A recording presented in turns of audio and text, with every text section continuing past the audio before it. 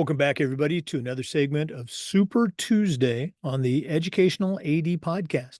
We'll be right back with today's guest, but as always, we want to give a shout out to our sponsors. Now, these are all companies that I used as an athletic director, and I strongly encourage you to add them to your team.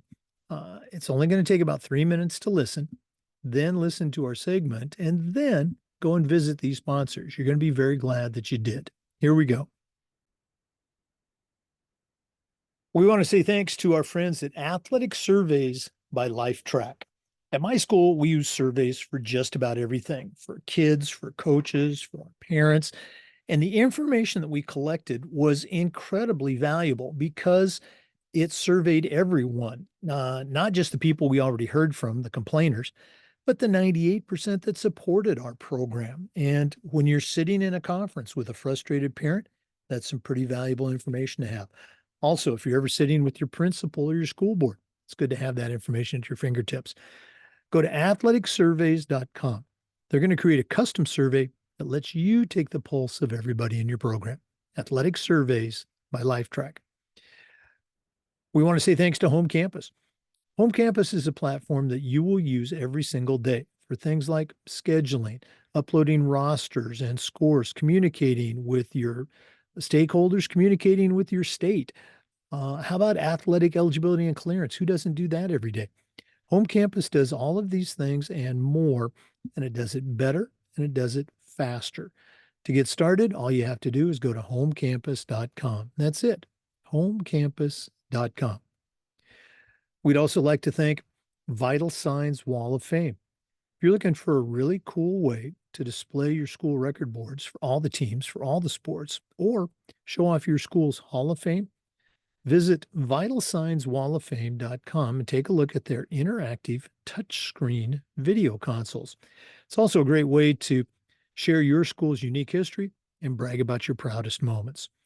It's vitalsignswalloffame.com.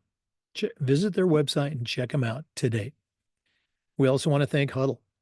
As a football coach, I used Huddle for years, but as an athletic director, I made sure that our entire school was a Huddle school, and our coaches just loved the tools that Huddle provided that let them coach our kids up to their highest level. Go to huddle.com, join the 8 million users, turn your school into a Huddle school. We also want to say thanks to SnapRaise. SnapRaise is hands down the best online fundraiser out there.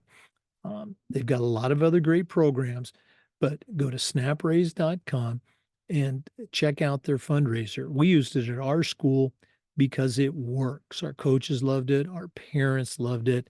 It's really the best one out there. Go to snapraise.com to find out more. We also want to say thank you to Hometown Ticketing, the leading digital ticketing provider to schools and colleges. Go to hometownticketing.com. It's digital ticketing that offers more. We'd like to thank Sideline Interactive indoor score tables and video boards. Probably one of the best purchases I ever made was our Sideline Interactive indoor score table. Go to sidelineinteractive.com and you can schedule a live web demo to see their score tables and their scoreboards in action.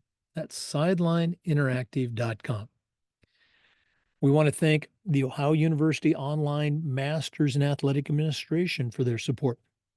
My assistant AD earned his master's degree through the Ohio University program and just raves about it.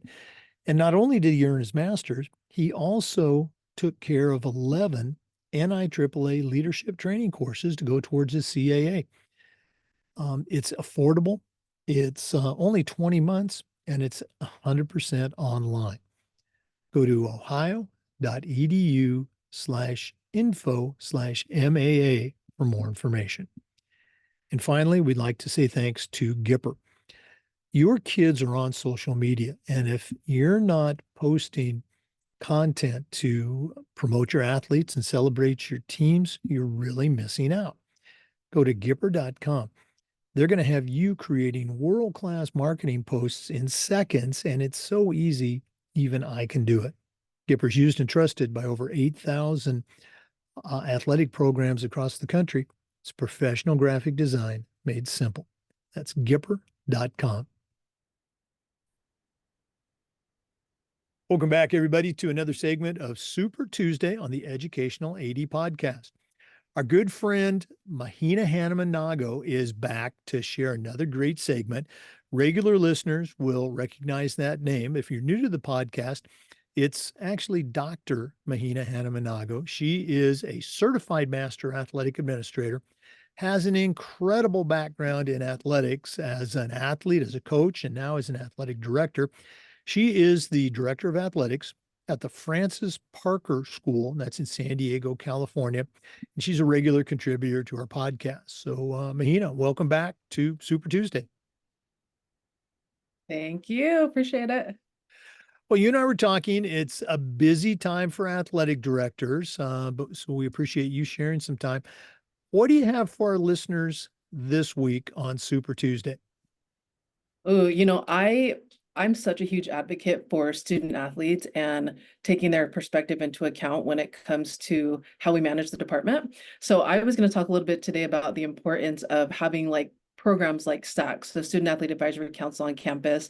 This year I implemented something that I think was maybe utilized in the past, but maybe not as extensive as I've done. But at the end of every season, I send out student athlete surveys. So the last segment, I talked a little bit about the alignment between athletics and the academic side of the school. So the academic side already uses like a teacher survey type of thing to kind of just give just their feedback on their experience of the teacher in the class. And so I used that same survey and I changed teacher to coach.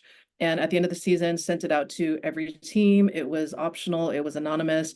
And once I got all the surveys back, I had them delineated by sports. And then I have like this comprehensive one that has every response. I went through and I redacted like anything that was sport specific or named like a coach specifically. And so what I'm doing in our coaches meeting tonight, like I took themes from each of those responses. We had about 177, and I literally went through every single one of them and took out pieces that if it was listed more than once, that to me is okay, it's something that we need to make better or make sure everyone's aware, because there's just so much that coaches, when you become so fixated on your one sport, you don't realize that that same issue or challenge that you have is going on in another program.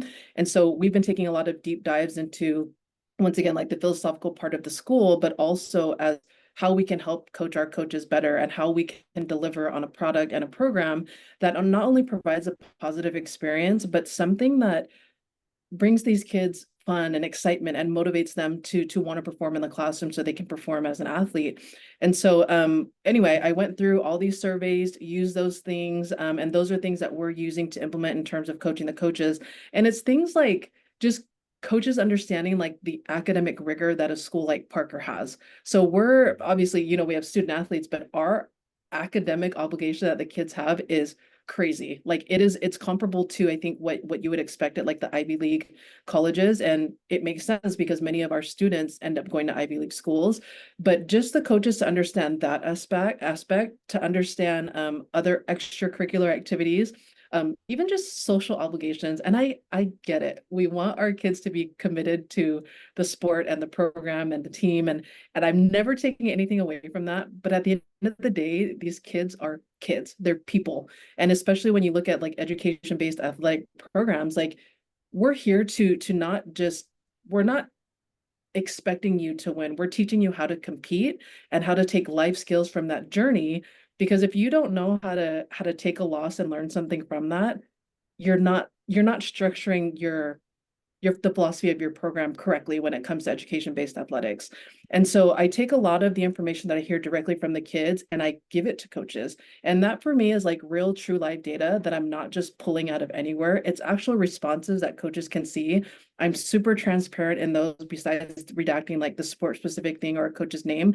But I want coaches to see that and know that like these changes that we're making are not just because it's what I want to do. It's because I look at what the kids say, and I don't even really take so much parent perspective into it, because for me, it's not that it's important, but we're here to deliver a product for our student athletes, So I spend a lot of time not only with the surveys, but in SAC, in our SAC, we talk about so many different facets of being a student athlete, and we have open discussion where I'll leave like a couple minutes in the meetings for the kids to just speak freely about, what's going on in your programs, all these types of things. And the things that the kids come up with and just tell me what their experience in terms of even like the how to be coached. Like some of these kids, like just the SEL approach, like social emotional learning concept of how coaches tap into these kids and their performance is so important that even like dipping into next year, like we're looking at different avenues of bringing in like sports psychologists or, utilizing more of like our wellness center to have our counselors come in and do different workshops for our coaches about how we meet the needs of our student athletes as people. Because if we don't understand them as people, there's no way we can serve them as student athletes.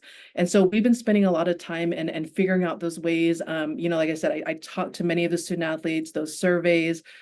So for me, like I always just try to put at the forefront behind safety as a student athlete voice. So moving into next year, like there's some suggestions that came from the kids in terms of the constant meetings that we'll have for SAC.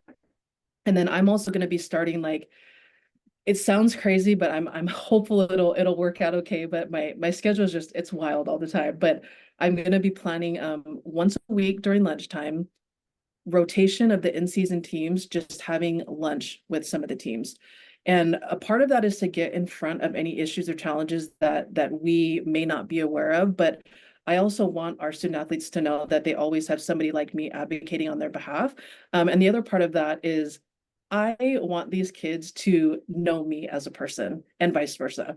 I feel like when you have like formal meetings or sessions that are not more just like this, I can sit and talk story with you. I feel like there's not a lot of truth that comes for that because people are so worried about the perspective or people's reactions to it. And so the point of these lunch sessions are just to kick it with the kids. Like, tell me what's going on, like what's going on in life, like what's going on with your sport. How can I help support you in this experience and this journey for you as a student athlete? And I'm hopeful it's gonna provide some positive feedback because even for just the past 11 months, I spent time with student athletes in SAC, but I didn't get to spend time with each student athlete, which to me is so important. And at a school like ours, that there's not a lot of student athletes, I always try to stress the importance of knowing each kid by name and by face. Coaches, that's easy. I know every single one of them. And even on the counter side of that, like the community that we're building and expecting for our coaches is to know every coach in our department. Like I don't like the disconnect. And I feel like when and this community aspect came from the kids. Like we want to see more community. So for me, it's like, okay, cool. From my point, I can come and have lunch with you guys. On the other side with coaches, now I can expect coaches to spend more time with each other. So we're doing the coaches meeting all the seasons together. We're no longer splitting them, which how it was done in the past. We're also going to be implementing just different social events just for our coaches each season because it's the same thing for them. Like if I don't know you as a person, how do I support you as a coach? And so we're just trying to use this whole like trifecta of like how we can just best support everybody who we serve in our department. So yeah, that's going to be a nice little project that we'll work on this year. Well, I'm excited to see how that grows. Talking about your last point right there, the coaches and building that community. It's such a refreshing way to hear it presented. So often on that topic, they start at the other extreme about coaches being in silos, and here you're talking about, hey, we're bringing people together. Yeah. And of course, I know you and I've talked about this many times. I know you are so big on the student experience and the student input and the student athlete leadership. And for coaches or ADs that have not incorporated um, some version of that, you're really missing out on a great way to just connect with the kids, but also get the most out of them. Hey, we do want to win. It's not why we do it. It's a nice byproduct of doing all the things right that you're talking about. But, you know, connecting with those kids, whether it's as a coach or as an AD, it just enhances, the personal, the performance, and the academic, and all those things that we say are part of the educational athletic experience. Great, great stuff. Okay. Yeah, it's exciting. Yeah, I'm super excited. And it's just nice like to be at a place that everybody wants that, and they support it the best way that they can. So now it's just a matter of putting a structure in place and following up on it. And you change and you adapt and you evolve as you go. I'm going to throw something at you, and it was back from one of the first thing you mentioned about, a school like Francis Parker, which is very similar to the schools that I worked at here in Florida. Independent schools, college prep schools, big time academics, and also big time sports. You talked about um, the student athlete schedule and how full it is with, academics, with co-curriculars, with family life. Oh, by the way, these kids have a family. Have you had conversations with your coaches about the idea of less is more? Scheduling back on practices and meetings and summer things with the goal of getting more out of the kids because they're not overwhelmed. Has that come up at all? Yeah, definitely. And I think too, when I first started, that was a huge thing that I saw, like the expectations of varsity players. Like, and I'm not saying like, oh, you can't show up to practice every day, but for coaches to be more intentional in their practice planning, because then I look at like the structure of, okay, if CIF allots you 19, 20 hours a week, and then I look at the collegiate model at 22 hours a week, it's for a reason. Like it's to avoid burnout, but also like just because you have 2-hour practices doesn't mean it's 2 hours of effective practice. And so I'm trying to be more intentional with our coaches of like, everything that you do should mimic something game like. You shouldn't be spending more than 4 to 5 minutes on a drill. If they're not getting it, you don't sit there and keep doing it until they get it. You just find a way to break it down and implement it in your next practice. But I think too, like that whole like coaching the coaches concept, but even too like more collaborative efforts amongst the coaches, because I see many of our coaches that are so good at that. And so something that we're going to be doing is like setting up a mentorship between our coaches with a more veteran coach, with a newer coach, just so these people like can understand this community of practice that we're building is so important moving forward, because we are all truly an athletic department. Like segregating sports out, and back to like the branding thing I mentioned in our last segment, we're not Parker football, Parker basketball, Parker soccer. Like we are Parker athletics, and we all support each other in this community of this product that we're trying to deliver for our student athletes. No, I love it. Great, great stuff.